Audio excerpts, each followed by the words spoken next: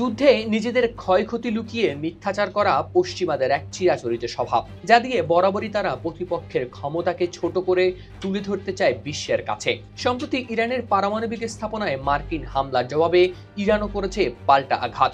তবে সে আঘাতে নাকি তেমন কিছুই হয়নি বলে জানায় মার্কিন কর্তৃপক্ষ।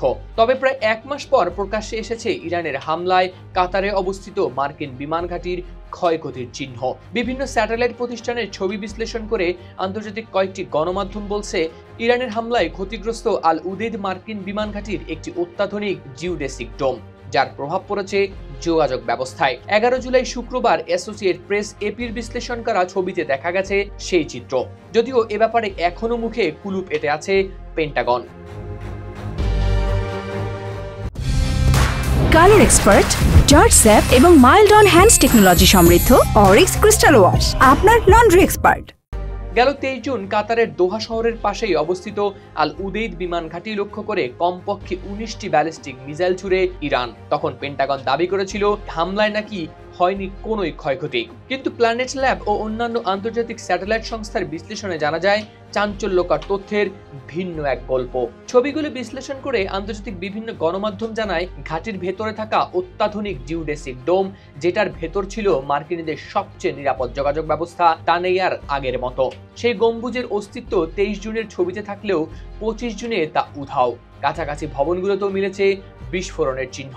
এই গম্বুজটি ছিল যুক্তরাষ্ট্রের 379তম এয়ার এক্সপিডিশনারি উইং কর্তৃক 2016 সালে স্থাপিত, যার মূল উদ্দেশ্য ছিল মডার্নাইজ এন্টারপ্রাইজ টার্মিনাল নামের গোপন যোগাযোগ স্থাপনা রক্ষা করা।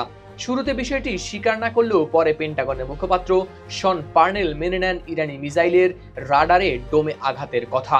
মার্কিন সেনারা হয়তো আগে থেকেই সতর্ক ছিল, কারণ তারা হামলার আগেই ঘাঁটি থেকে সরিয়ে নেয় তাদের বিমান।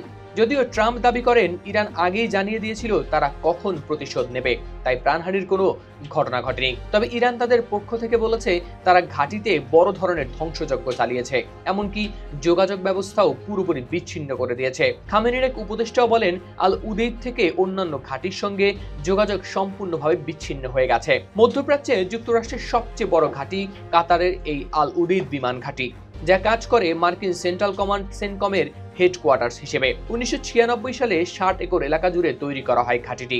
10,000 সেনা মোতায়েন রয়েছে সেখানে, থাকতে পারে 100টি এয়ারক্রাফট।